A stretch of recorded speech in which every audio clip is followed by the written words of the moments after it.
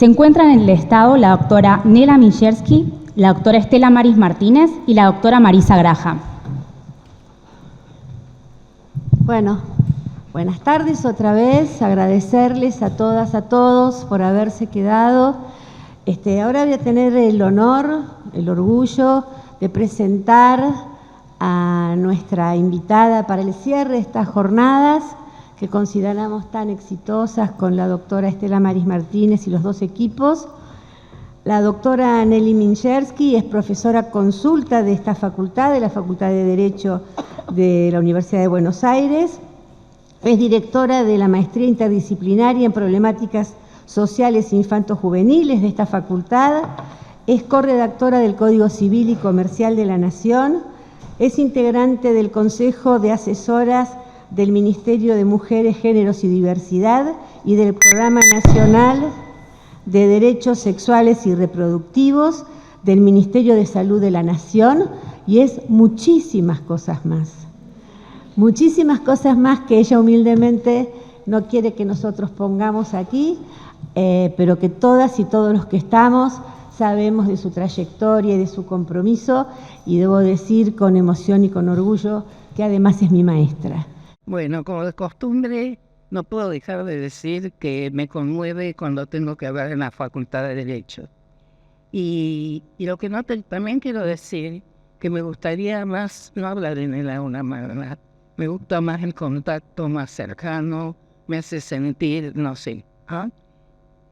Que primero que todo quiero felicitar a las organizadoras por este seminario, porque pienso que la temática de las relaciones humanas es compleja, y más compleja es la relación cuando están implicados la infancia en estas relaciones, y que no terminamos, a pesar de todo lo que estudiamos, de lo que se escribe, de encontrar caminos que nos aseguren la efectividad de las leyes, la efectividad de los deseos que tenemos todos los que estamos acá seguramente, que estamos buscando de una mejor vida. Después de todo, yo creo que el camino de todas las ciencias, no solamente de las sociales, es ese, ¿no? Es buscar un mejor vivir para todas y todes. Voy a hacer y las quiero felicitar también porque después me olvido, porque son dos funcionarias ejemplares. Entonces, vaya mi agradecimiento a ellas. Voy a hacer unos minutos, porque no tengo muchos minutos para hablar tampoco, sobre la historia de la infancia. La infancia ha sido tan desvalida en su historia, y todavía lo es, que ni tiene una historia que nos pueda convencer completamente, por lo menos a mí, ¿no? Entonces leo a Joy de Maús y me parece que tiene razón, a Philippe Ariès, pero claro, porque la infancia, como todo hasta ahora, que tiene que ver con los adultos, lo han hecho los adultos, con total prescindencia de la escucha del niño. Entonces, supongamos, como dicen algunos historiadores, que exageran Ariès y Maús respecto a la desventura, ese no existir de la infancia, esa indiferenciación con los adultos. Pero lo cierto es que las cifras, las estadísticas pocas que aparecen de esa época, nos indican de mucha miseria, de mucha muerte infantil, 1/3, ¿no? 9 de cada mujer morían en los partos, o sea que había una proporción enorme de niños huérfanos, los niños abandonados no tenían cuidado. ¿Eso por qué lo digo? Porque hace muchos años un gran historiador argentino nos enseñó todos los cientos de años que pasan para que haya cambios fundamentales en la vida de la sociedad. Entonces, cuando vemos cuándo empieza, o algunos consideran, como estos historiadores, que comenzó a considerarse a la infancia como una institución, como ahora, como algo que mirar, algo que cuidar o no cuidar, pero ver qué se hace, a tener un lugar en la historia, en la vida, podríamos decir, es recién en el siglo XVII, XVIII, y vemos que tampoco tenemos tantas referencias, porque la infancia, como dicen estos autores, cuando era pintada, que es uno de los elementos con los cuales se recoge, digamos, y se hace historia de las costumbres de la vida, aparecían como adultos, vestidos como adultos, los que estaban en muy buena posición económica. Pero algunas leyes, por ejemplo, que aparecen ahí, nos dice que los niños menores de 9 años no pueden trabajar más de 10 horas diarias y 8 horas los sábados. Quiere decir que en esa época, en Inglaterra, sí, no sabía que estaba mal. En esa época en Inglaterra había, en 1700 y pico, ya se encontró una ley, hemos encontrado ahora, que regulaba que los niños debían trabajar, trabajaban, esa indiferenciación, y tanto es así que como norma excluyente era que menores de 9 años no podían trabajar. 9 años, ¿no? Si pensamos para nosotros, para nuestra familia, que es un niño de 9 años. Bueno, y así de seguido. En este devenir vemos que junto con la Revolución Francesa, junto con el comienzo de la constitución de los estados del capitalismo, también aparece una nueva mirada sobre la infancia. Y ya aparece en ese momento una diferenciación entre los dos sexos que constituyen en esa época de infancia. Rousseau, en el Emilio, nos habla de los niños. El Emilio es el bueno, el que va a trabajar, el que va a estudiar. La niña es la que se va a quedar en la casa. Esto es coherente con lo que ustedes ya deben saber, que en la Declaración de los Derechos Humanos, de la Declaración de la Revolución Francesa, se excluyó, no inocentemente, expresamente a las mujeres. Y las mujeres que combatieron para tener derechos políticos, porque era el único, curiosamente, a las mujeres, en toda la historia hemos luchado primero por nuestros derechos políticos, sin darnos cuenta cuántos otros derechos no teníamos, ¿no? Y también Olimpia de Gouges, que es una mujer de esa época, lucha en ese sentido. Y fue en la guillotina, y hay trabajos que dicen que las mujeres no estábamos incluidas. Hay teoría. Eso que las mujeres habían participado con armas en el derrocamiento de la monarquía. Ahí aparece otra también que me pareció muy interesante, que otro historiador nos dice que en la época de la agricultura, ya, a pesar de lo que yo suponía, por las mujeres en la agricultura, ya se empieza a privilegiar a los hombres y los niños. Entonces, estoy hablando de este tema porque yo uno y analizo, y sobre todo con algunos de los temas que hoy se trataron acá, cómo la historia de las mujeres y de las niñeces, de las infancias, han corrido porque han sido los dos universos de la humanidad excluidos. Entonces, muchas veces, en algunas circunstancias, su vida aparece muy íntimamente, inextricablemente unida en derechos, en carencia de derechos. Ya también empieza a privilegiarse a los varones. No es que se los reconocía como ciudadanos, ojo, ¿no? Pero ya hay una diferenciación de roles, de hábitos, y aparece eso no solamente en Emilio de Rousseau.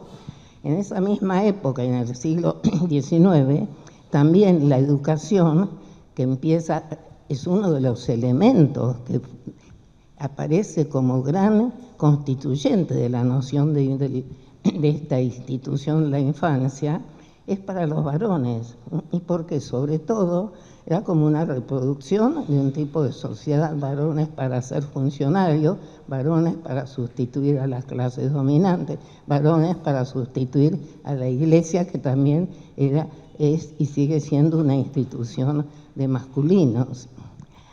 Entonces, ¿qué pasó con la infancia? Empieza a adquirir de a poco derechos, sentimientos, se le reconocen, a pesar de que hay muchos datos que todavía en 1800 y pico aparecían muchas niñas, sobre todo, ahogadas en el SENA.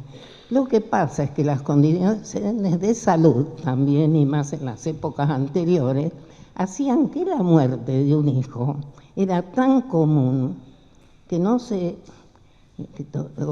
tenía los mismos significados, ¿no? O sea, lo normal era perder hijos, ¿no? Entonces, hoy no hay tiempo, todo esto es muy interesante, pero quiero para decir que dentro de todo, 150 años en la historia, 200, no es mucho. Es mucho para cada uno de nosotros porque somos finitos, pero lo cierto, esto también nos sirve para alegrarnos con los logros que vamos consiguiendo, aunque no sean todos los que queremos, ¿no? O sea, este es el sentido de retrotraer un poco de historia. Y piensen ustedes que la primer hecho así que nos habla de infancia concreto, 1924, la primera declaración de los niños. Y 1924 no está tan lejos. Para ponerles un ejemplo, yo nací en 1929. Sí. No, por favor. Entonces, es por esto que me gusta hacer estos racontos, porque si no, nos desesperamos. Y no considero que no nos debemos desesperar, sino que tenemos que seguir haciendo estos seminarios, estudiando, profundizando, buscando cómo ayudar al otro. La otra es que a veces me gusta remontar en la historia. Entonces vamos a llegar, por el poco tiempo que tengo, a la Convención de los Derechos del Niño. Una de las preguntas que solemos hacernos es ¿qué nos pasó con la Convención? ¿Qué significó? A casi 20 años, ¿no? ¿Cómo estamos? Estamos ya así, más o menos, más de 20. ¿Nos sirvió para algo? Porque esta convención, que como dice mi querida Mari Beloff, tiene cosas muy débiles, a mí, por ejemplo, en mi ejercicio de la profesión, en mis estudios, me sirvió de mucho. Me sirvió, nunca pensé que era la panacea, porque tenemos que pensar, los operadores del derecho, que la ley es un instrumento imprescindible, pero no suficiente. Entonces, lo que tenemos cuando se avanza en un armado jurídico, en un sistema de normas que trae elementos nuevos, que trae elementos que pensamos que pueden contribuir a un mejor vivir, creo que lo que tenemos que pensar primero que no es suficiente, es lógico. ¿Y por qué? Y ahora me voy a referir a dos personas y también tomando en cuenta niñez y mujer, que dicen, por ejemplo, el maestro Ferraioli, cuando habla de los derechos de la mujer, dice que sería una utopía pensar que mientras no haya cambios económicos y sociales, vamos a llegar a una igualdad real. Pero también nos dice que eso, a pesar de que pensar eso es una utopía, no nos tiene que dejar de trabajar todo el tiempo, usar nuestra imaginación para ver cómo vamos llegando y luchando en esos dos sentidos. Nancy Fraser, que es una feminista, que nos dice que la justicia feminista tiene varias aristas. Unas aristas es la del reconocimiento. La del reconocimiento es que las mujeres nos consideren iguales que a los hombres, que tengamos iguales derechos.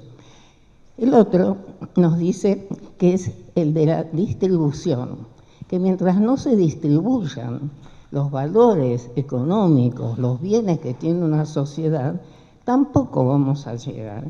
Que se logró un poco en la época llamada, ustedes son todos muy jóvenes, del bienestar, después de la guerra del siglo pasado, que hubo unos años en los cuales la sociedad avanzó desde el punto de vista de la redistribución por unos años y también en la igualdad.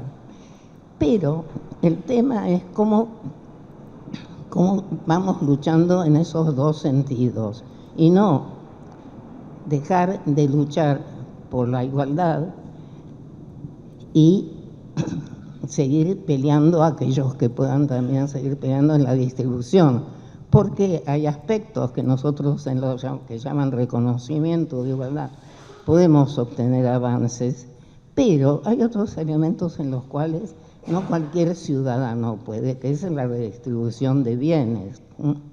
Por eso yo buscando, y dije de la historia, me voy a buscar algunos elementos ahora, puedo decir que la convención fracasó porque todavía hay, los tengo acá, siempre los traigo, nunca los leo, pero ustedes los buscan en internet, hay decenas de millones de personas o más que pasan hambre.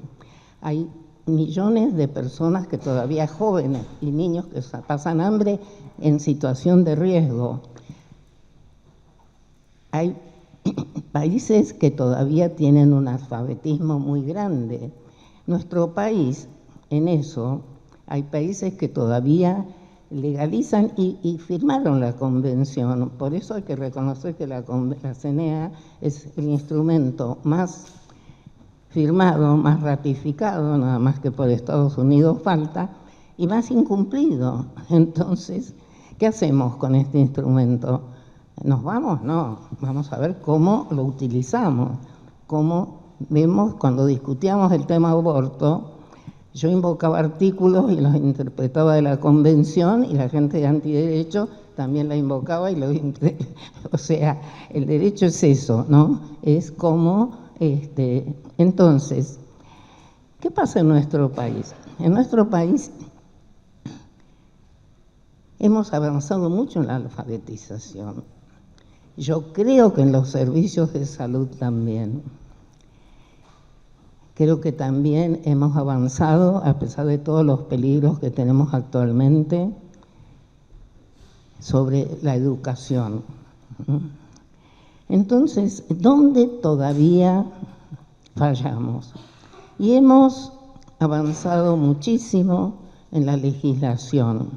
Toda ley y toda legislación es perfectible porque eso es obra humana, pero lo cierto que en niñez la Argentina tiene un sistema legislativo, su adhesión fundamental a la Constitución de la Convención, todo el derecho convencional. Ahora, ¿qué pasa en nuestra sociedad que todavía tenemos tantas dificultades en hacer efectivas y eficaces las leyes? Si yo miro la bibliografía, la dogmática jurídica, las publicaciones de UNICEF, encuentro una riqueza para temas que han trabajado ustedes hoy y que yo me voy a referir ahora, las observaciones que para mí son una ayuda enorme, las observaciones del Comité de Derechos del Niño, la 14 que refiere al artículo 4 de interés superior, la 12 del artículo 12, que yo les recomiendo, y aparte para algo que han trabajado hoy, que es el nudo de este Congreso, violencia, la observación 8 y la 13, son de una ayuda muy grande. Y más que eso, nosotros también, perdonen que mezcle temas, pero en 20 minutos quiero hablar de unas cuantas cosas. Hoy estaba pensando que tendría que incluirse en la currícula de los pediatras, de los maestros, de la ciencia de la educación, todos estos elementos. Porque nos dice bien la Convención que cuando se habla de escuchar al niño o el interés superior, no es algo para tribunales. Estamos acostumbrados que las normas son nada más que para que cuando vamos a tribunales. Yo creo que esto ha sido algo deliberado de una sociedad. El derecho está ahí, tribunales está ahí, los seres humanos circulamos y no nos damos cuenta que cuando circulamos estamos circulando dentro de un orden jurídico, que no estamos libres, que hacemos cosas porque hay leyes. Entonces, desde ya algo que recomiendo a todos es que busquemos la forma, y lo voy a plantear ya como algo de difundirlo, los médicos, el médico que en Salta atiende a una niña que le duele el estómago, ¿m? Y cierra los ojos y no le hace un test de embarazo sabiendo el índice de este problema que tienen en esa zona, no está apoyando el interés superior, no la escucha. Más allá de que escuchar no es hacer una pregunta, no es una cámara GESEL, es mucho más. Pero para eso tendríamos, y ya habló hoy la doctora Victoria Famá, que debe haber hablado muy bien de eso, pero entonces, uno de los temas que tenemos que pensar en cómo mejorar la eficacia y efectividad de las leyes, una es ver que la sociedad se apropie de esas normas, que son normas que nos dan conductas a realizar, no son solamente para el juez, porque un sector de la población llega a tribunales, hay otro sector enorme que no llega, a lo mejor sufre igual y no llega. O sea, tenemos que nos apropiemos un poco del derecho, porque si no, es una cosa, nos pasa lo que nos está pasando ahora en este momento dramático. Entonces, quería señalar, hablando de esto, cómo tenemos nosotras normas, tenemos un sistema legal, pero ¿qué es lo que nos falta? Yo creo que todavía no está internalizado dos temas fundamentales con relación a las que es la igualdad.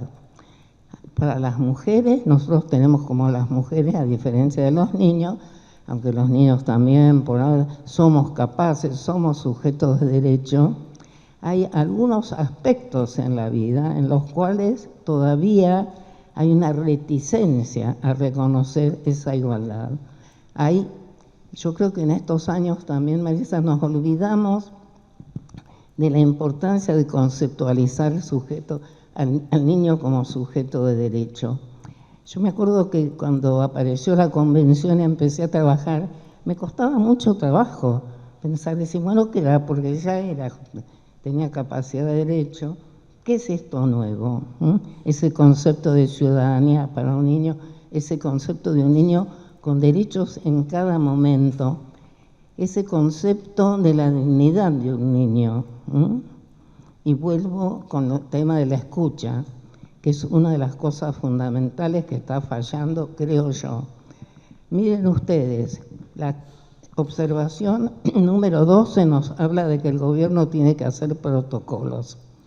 Esa observación creo que es 2010, tiene muchos años ya. En nuestro país creo que hay 3 protocolos de escucha para escuchar niños y nunca asumimos. La teoría nos decía, pero el niño no es sujeto de derecho, pero su palabra hay que escucharlo, pero no es obligatorio, no es perito, no es testigo. Yo siempre me preguntaba, ¿y qué es el niño? Y eso ha permitido, y a esto voy desde el punto de vista, ¿qué es un niño todavía? ¿Quién lo considera sujeto de derecho? Si en los juzgados cada juzgado lo escucha como quiere, porque todavía, por lo menos Capital, creo que sigue siendo así. Entonces, hay una banalidad también en la utilización y cómo usamos estos mecanismos nuevos de la Convención. Y yo creo que es una obligación, una demanda constitucional, no solamente leer el artículo 12, sino también leer las observaciones que tienen mucha riqueza. Y además, a mí me gusta citar a Foucault, que nos habla de la parresia, cómo lo escuchamos, y por eso digo que todavía no nos consideran completamente ni a las mujeres ni a los niños sujetos de derecho. Primero que todo, que durante años ni escuchábamos a los niños. Resulta que ahora un niño no lo escuchábamos, no con problemas, no lo escuchábamos para hablarle. Por eso ahora nos asombramos que un niño de 2 años, 3 años, habla muchísimo más de lo que hablaba, porque no se le hablaba antes. Ahora pero entonces, y él nos habla, Foucault, de la parresia, que es la escuchar con dignidad, pensando que a quien escucho no es algo, igual es un chico, tiene 10 años, tiene 12 años, está con el pelo largo, que es un ser humano con tanta dignidad. Se le debe tanta dignidad en cuanto respeto del ser en sí mismo como a un adulto.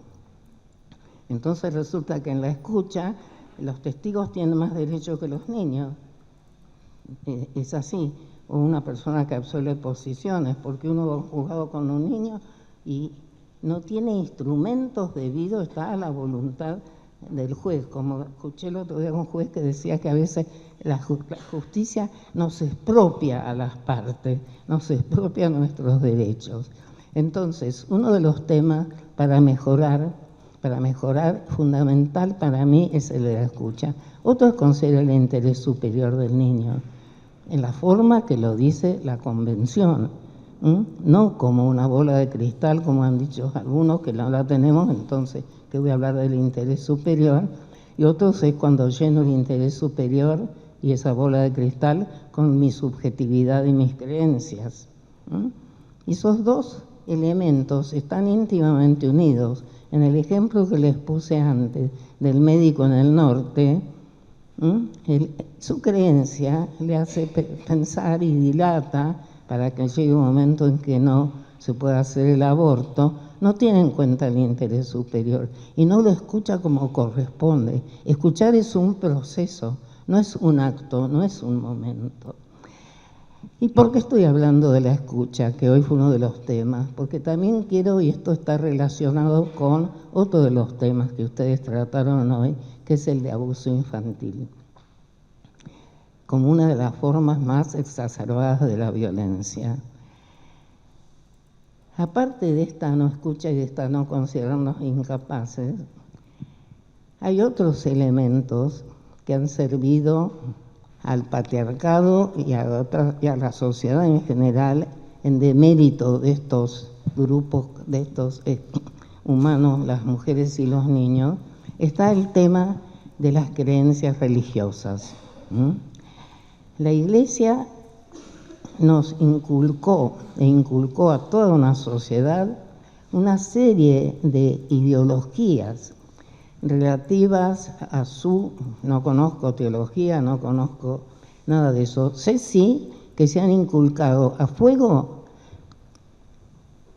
palabras como pecado, palabras de esto no se habla, las relaciones sexuales como si no existiéramos todos fruto de relaciones sexuales, es pecaminoso.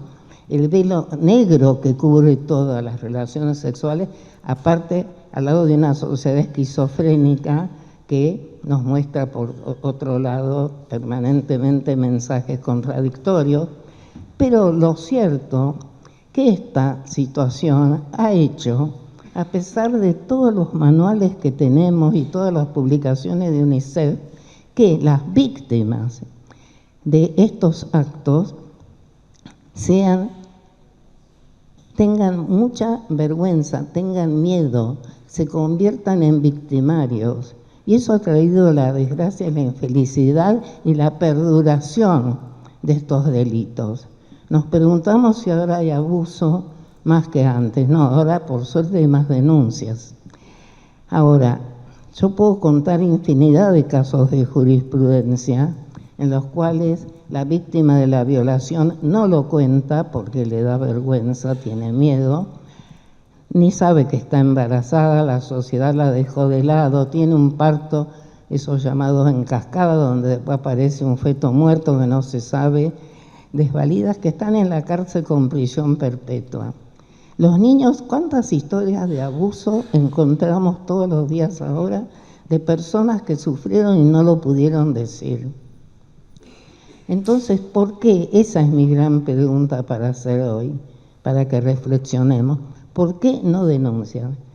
Hay causas en tribunales que tienen años, son años, de repente se descubre y son de actuales, no son de hace 100 años. Décadas, 5 años de señores que están abusando de niños y estos niños no lo denuncian.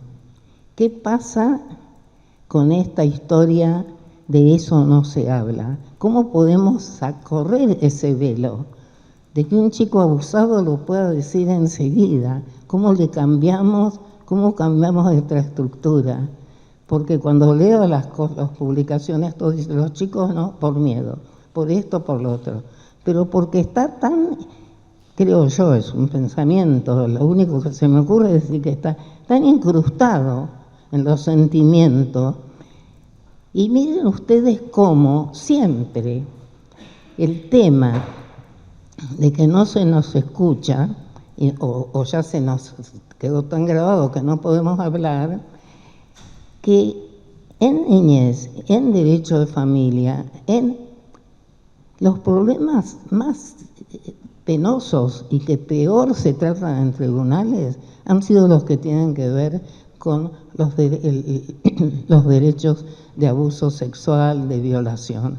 Hasta hace muy poco, y busquemos la jurisprudencia, las mujeres violadas, si no estaban lastimadas o no se habían defendido, era un elemento muy en contra. Además, son delitos que todos se cometen con mecanismos de prueba muy complicada. Entonces, hace años que escucho esto, si voy a denunciar la violación, me preguntaban, ¿y cómo? ¿No estás bien? ¿No estás lastimada? ¿No estás llorando? Y si me robaron el auto, no, nadie me obliga cuando sufro un delito a defenderme. ¿Por qué no se le cree a las madres protectoras que denuncian abuso? ¿Por qué la ley? Esto lo digo para ver qué hay detrás de esta historia de los derechos sexuales y reproductivos. ¿Por qué la ley de 26061 se sanciona en el 2005, cuando ya, 2005 o 2009, nunca me acuerdo, pero ¿cuántos años hacía ya que habíamos ratificado la convención? ¿Y saben por qué? Porque no terminaban de ponerse de acuerdo con el artículo que se iba a referir a derechos sexuales y reproductivos de los chicos. O sea, ¿qué pasa? Que la ESI no tiene tantas resistencias. ¿Qué hay detrás de todo esto? Es una historia que tenemos que penetrar, porque me contaban de un caso que yo dije, ¿cómo? 10 años. Un señor estuvo, o una señora, ya no me acuerdo cómo era el tema, no importa, abusando de niños, y en esos 10 años no los denunciaban.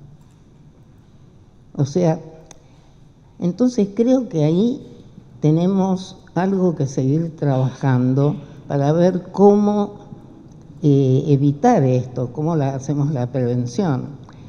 Entonces, a las mujeres no se nos cree, pero siempre en relación a esta temática, no se les cree a los niños, se hacen cosas aberrantes. En cambio de suspenderse, privilegia la relación paterno-filial, cuando si hay abuso, supongamos que no hay, que aparte eso es muy discutible, hay muy pocos casos de denuncias falsas, en cambio de tomar una medida de alejarlo del padre, investigar bien y después si hay que recomponer, se recompone, se procede al contrario. Entonces, esto tiene que ser, creo yo, más investigado. Y después hay otro tema que desanima enormemente a la gente, que van y denuncian, que es qué pasa con la justicia, qué pasa con una persona que se encuentra frente a una agresión que le cuesta revelarlo y cuando lo revela, ya sea la madre o la víctima, encuentra una pared que para empezar a sacar los ladrillos, el año pasado salió una sentencia, Estela Maris la debe reconocer, de casación, de una querella de abuso que interpone una madre hacía 15 años. Los chicos tenían 3, 4 años. Primera instancia se lo absolvió, segunda instancia se lo absolvió, la tercera instancia se lo condenó. Los chicos ya eran adolescentes.